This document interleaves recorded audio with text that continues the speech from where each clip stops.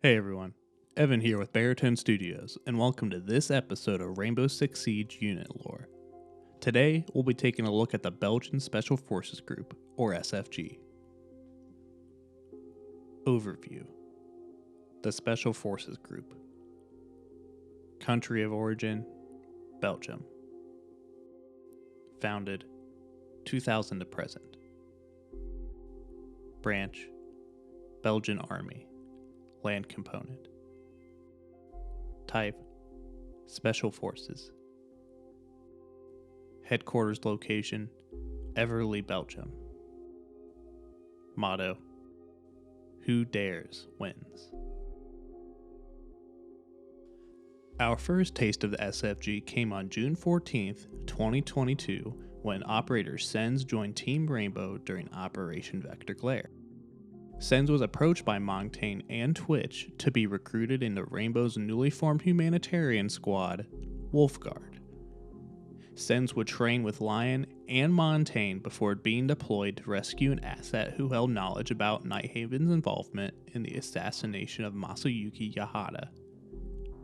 Afterwards, Senz also volunteered to accompany said asset back to Nighthaven headquarters while disguised as a guard.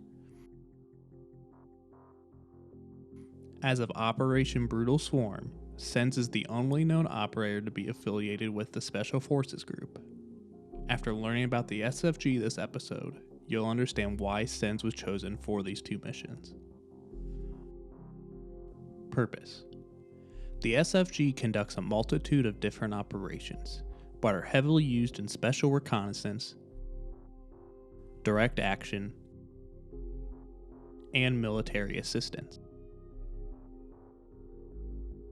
Special reconnaissance activities are usually to support the priority intelligence requirements, or PIR, of a commander through unique capabilities. The way this is done varies, from eyes-on-target surveillance in high-risk environments, to the collection of human intelligence, close target reconnaissance, and the employment of ISR assets. Direct actions are precise offensive operations which have a very limited scope and duration to seize, destroy, disrupt, capture, exploit, recover, or damage high-value or high-payoff targets. The DA is different from typical offensive actions due to the level of risk and techniques deployed, as well as that level of precision required. Lastly, the SFG conducts military assistance with friendly groups, including training, advising, mentoring, or combined combat operations. The range of military assistance is very broad, consisting of capability building of friendly security forces, engagement with local, regional, and national leadership, and civic actions supporting local populations. Origins: the origins of the unit takes us back to January of 1942, when the first Belgian parachute specialists were trained in Ringway, England. That same year, the Belgian Independent Parachute Company was established and later incorporated into the 5th Special Air Service, the two becoming the 5th Special Air Service, also known as the Belgian SAS. The SAS served actively through all of World War II, taking part in counterintelligence missions post-war. In September of 1945, the Belgian SAS was retransferred from command of the British Army back to the newly reformed Belgian Army. The unit was reformed into the Regiment Parachutistes SAS and served until 1952 when they joined the Commando Regiment unit to form the Paracommando Regiment. They later transitioned into the ESR SOE, or Special Detection Unit, in 1955, which included members from all divisions of the Belgian Army. In 1964, the ESR SOE changed its name to the ESR GVP, or Specialized Reconnaissance Teams. The unit worked with all divisions of the Belgian Army, consisting of 16 different teams of 4 operators. They were later disbanded in 1994. From here, the Long Range Reconnaissance Patrol, or LRRP, was established the same year, serving until early 2000. Finally, in April of 2000, the Special Forces Group was created under the 3rd Regiment Lancers Parachutistin. The unit became independent in February 2003 after the 3rd Regiment Lancers were disbanded. In 2011, the 1 Para was disbanded after almost 60 years of service, with the unit's banner, flag, insignia, and traditions being handed over to the SFG. As of 2018, the SFG has been a part of the newly created Special Operations Regiment. Qualifications. To become a member of the Special Forces Group, candidates have to undergo a 3-part training called Qualification, or Q course. The training consists of the pre-selection phase, the selection phase, and the complementary phase, with the total training lasting about 19 months long.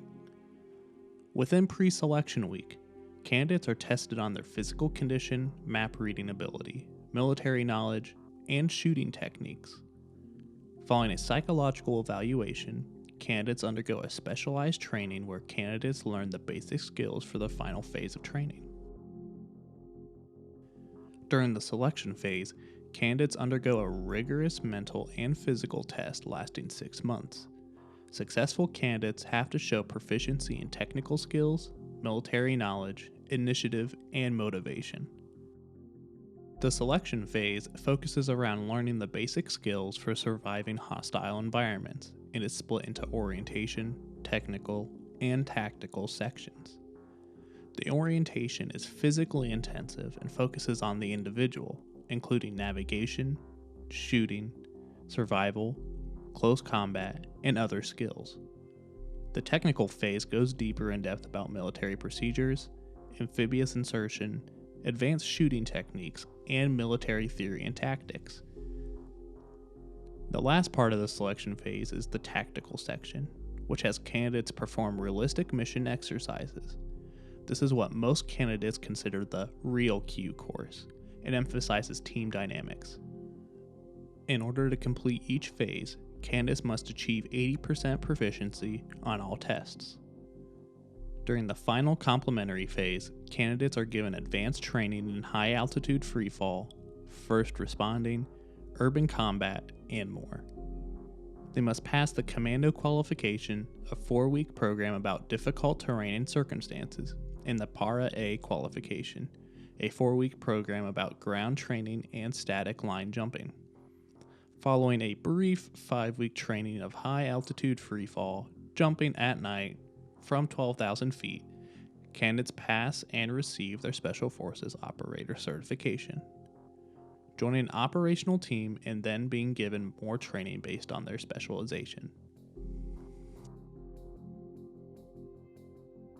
Operational capabilities.